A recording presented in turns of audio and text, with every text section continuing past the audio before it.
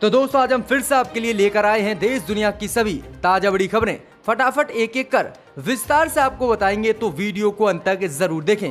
दोस्तों वीडियो बनाने में हमें काफी मेहनत लगी है, तो वीडियो को लाइक जरूर कर दें। जब दोस्तों पहली बड़ी खबर में आपको बताएंगे जो बिग ब्रेकिंग न्यूज सामने निकल कर आ रही है कि दिल्ली में दंगे भड़काने के आरोप में जेएनयू के पूर्व छात्र नेता उमर खालिद हुए आज गिरफ्तार। दिल्ली पुलिस बोली कि जेएनयू छात्र नेता उमर खालिद ने फैलाई है दिल्ली में हिंसा।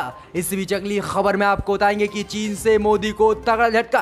राष्ट्रपति सहित मोदी और 10,000 भारतीयों की जासूसी करा रहा है चीन। हुआ है बड़ा खुलासा, मोदी की विदेश नीति हुई फेल।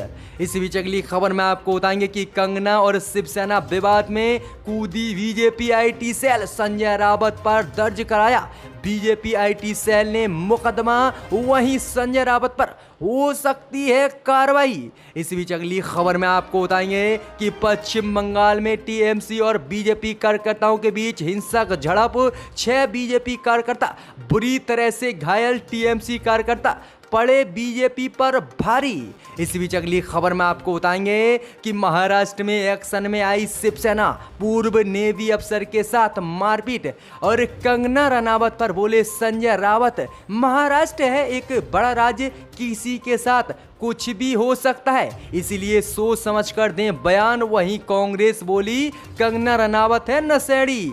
इस बीच अगली खबर में आपको बताएंगे कि भारत चीन के बाद तुर्की और फ्रांस में बड़ा तनाव। तुर्की के राष्ट्रपति रजब तैयब एर्दोगान ने दे डाली फ्रांस को युद्ध की धमकी। कहा झमेला मोल ना ले फ्रांस, नहीं तो कर देंगे दुनिया के नक्शे से खत्म।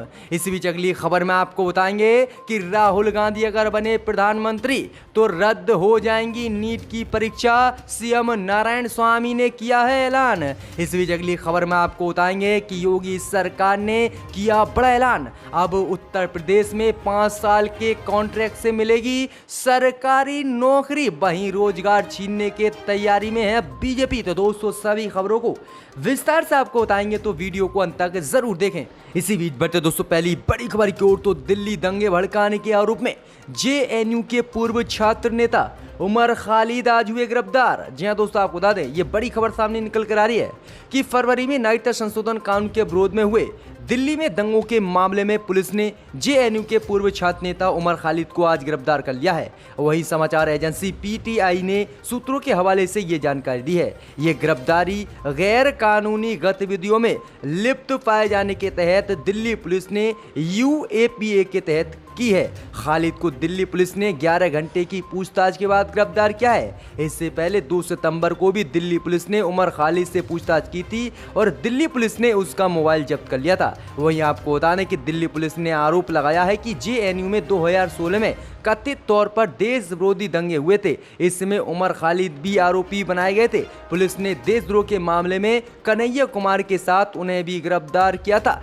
जिसके बाद दिल्ली में नागरिकता संशोधन कानून के खिलाफ विरोध प्रदर्शन हुआ और हिंसा हुई और 53 लोगों की मौत हुई, जिसके आरोप में ताहिर हुसैन के बाद अब जेएनयू के पूर्व छात्र नेता उमर खालिद को दिल्ली पुलिस ने गिरफ्तार किया है और कहा कि इसने ही दिल्ली में दंगे भड़काए थे। जबकि भड़काऊ भाषण देने के आरोप में किसी भी बीजेपी नेता का दिल्ली पुलिस ने किसी भी चार्जशीट में नाम तक नहीं लिया और एफआईआर तक दर्ज नहीं किए। तो बीजेपी के दबाव में किस तरह से उमर खालिद को फिर से दिल्ली पुलिस ने दिल्ली दंगों में आरोपी बनाया है।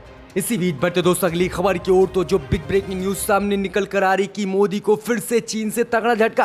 प्रधानमंत्री मोदी राष्ट्रपति सहित 10,000 भारतीयों की जासूसी कर रहा है चीन। हुआ है बड़ा खुलासा। जहां दोस्तों आपको बता दें ये बड़ी खबर सामने निकल कर आ रही कि इन दिनों सीमा पर भारत और चीन के बीच तनाव है। इस बीच खबर सामने निकल कर आ रही कि भारत में चीन की जासूसी को लेकर बड़ा खुलासा हुआ है। चीन एलएसी के साथ साथ डिजिटल प्लेटफॉर्म पर भी भारत के खिलाफ साजिश रच रहा है। इसके तहत प्रधानमंत्री मोदी सहित देश के कई बड़े बड़े राजनेता, बिजनेसमैन चीन के निशाने पर हैं। जहां दोस्तों आपको बता दें कि अंग्रेजी अखबार इंडियन एक्सप्रेस ने दावा किया है कि चीन भारत में बड़े संवैधानिक पदों पर बैठे राजनेताओं और सामरिक पदों पर बैठे अधिकारियों की जासूसी कर रहा है। अखबार ने दावा किया है कि चाइनीज कंपनी सेनजान भारत में करीब 10,000 लोगों की निगरानी करती है। इस कंपनी का चीन की सरकार और चीन की कम्युनिस्ट पार्टी से सीधा संबंध है। इस चीनी कंपनी की करीब 10,000 भारतीयों पर नजर है, जिसमें से प्रधानमंत्री से लेकर राष्ट्रपति तक शामिल हैं। वहीं अखबार ने दावा किया है कि वर्तमान में चीन प्रधानमंत्री मोदी, पूर्व प्रधानमंत्री मनमोहन सिंह, कांग्रेस अध्यक्ष सोनिया गांधी, CDS बिपिन रावत और chief justice of India S A Bobde, 24 मुख्यमंत्री, 16 पूर्व मुख्यमंत्री और 350 सांसदों की जासूसी कर रहा है और भारत से इनका डाटा चुरा रहा है। और उसके बाद पता चल जाता है कि आखिरकार भारत के ये लोग क्या सोचने वाले हैं और भारत आगे क्या कदम उठाने वाला है। तो ये बड़ी जासूसी चीन कर रहा है, जिसके बाद मोदी सरकार की पोल खुलती हुई दिख रही है और विदेश नीति मोदी की फेल हो रही कि किस तरह से हमारे देश में बैठकर ही चीन हमारे ही लोगों की जासूसी कर रहा है और मोदी सरकार को पता तक नहीं है। तो तगड़ा झटका मोदी को चीन से। इसी बीच बढ़ते दोस्तों अगली खबर की ओर, तो एक्शन में आई शिवसेना ने पूर्व नेवी अफसर के साथ मारपीट पर बीजेपी और कंगना को दिया दो टूक जवाब। संजय रावत बोले, महाराष्ट्र है बड़ा राज्य, किसी के साथ कुछ भी हो सकता है, इसलिए सोच समझ कर दें अपना बयान। वहीं कंगना रनावत को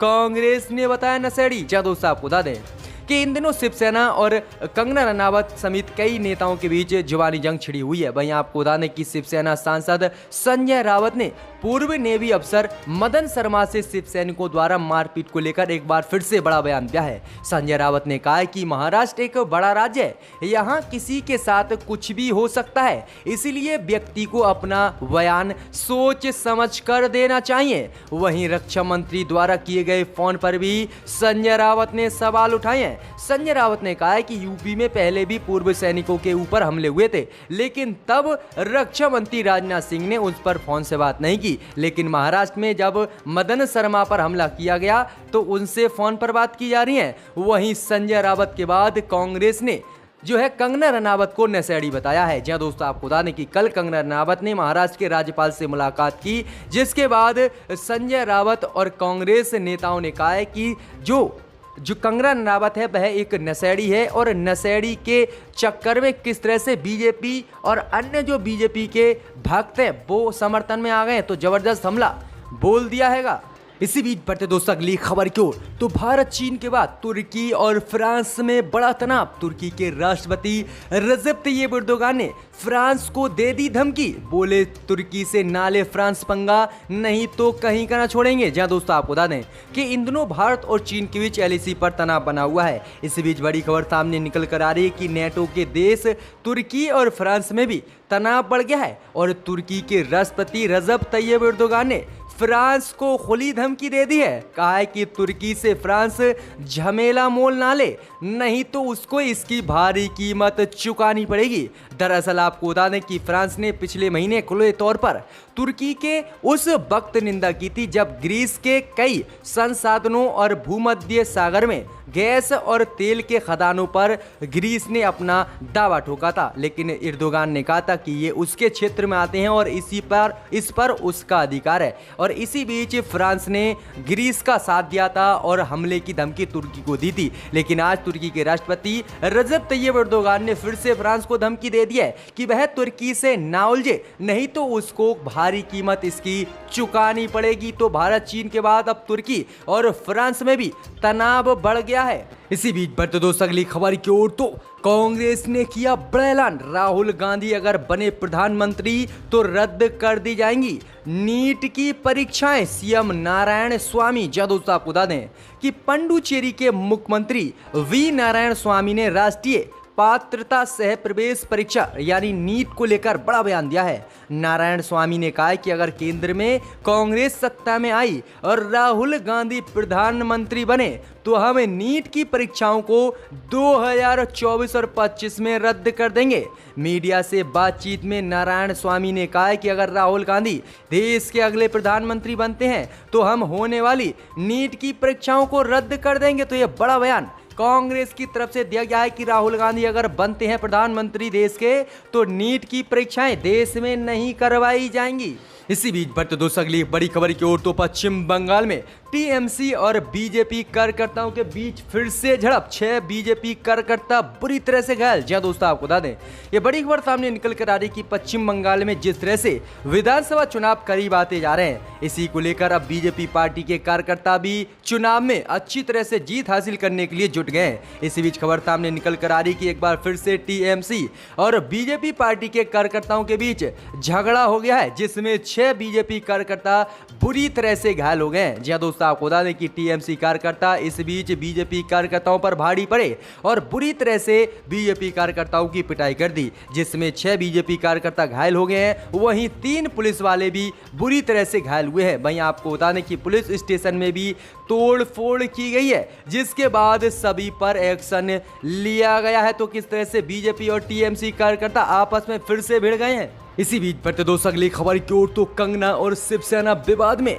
कूदी BJP IT cell, Sanjay Raut पर दर्ज कराया बीजेपी आईटी सेल ने मुकदमा। जी दोस्तों, आपको बता दें कि एक्ट्रेस कंगना रनावत और शिवसेना के बीच जारी विवाद में अब भारतीय जनता पार्टी खुलकर सामने आ गई है। हिमाचल प्रदेश भाजपा के आईटी सेल ने कंगना रनावत को लेकर संजय रावत के खिलाफ एफआईआर दर्ज करा दी है। भाजपा आईटी सेल ने पुलिस को शिकायत देकर मुकदमा दर्ज करने की मांग की है। हालांकि पुलिस ने अभी मुकदमा दर्ज नहीं किया है। जानकारी के मुताबिक हिमाचल प्रदेश की राजधानी शिमला के पुलिस अधीक्षक एसपी को भाजपा आईटी सेल ने शिकायत पत्र सौंपकर संजय रावत के खिलाफ मुकदमा दर्ज करने की मांग की है। प्रदेश भाजपा आईटी सेल के प्रमुख चेतन वरागटा ने कहा है कि संजय रावत ने हिमाचल की बेटी कंगना रनावत के खिलाफ अभद्र टिप्पणी की है और इसीलिए उन पर मुकदमा होना चाहिए। तो किस तरह से अब बीजेपी समर्थन में आ गई कंगना रनावत के। इसी बीच बढ़ते दोस्तों अगली खबर की ओर, तो राम मंदिर बनाने के बाद योगी सरकार ने सरकारी नौकरी में किए बड़े बदलाव। अब 5 साल के कॉन्ट्रैक्ट से मिलेगी यूपी में सरकारी नौकरी। लोग बोले राम मंदिर बनाने के बाद देश की जनता को चूतिया बना रही है योगी सरकार। जहां दोस्तों आपको बता दें ये बड़ी खबर सामने निकल कर आ रही कि उत्तर प्रदेश की योगी सरकार ने प्रदेश में सरकारी नौकरी भर्ती प्रक्रिया में बड़ा बदलाव कर दिया है, जिसके तहत अब उत्तर प्रदेश में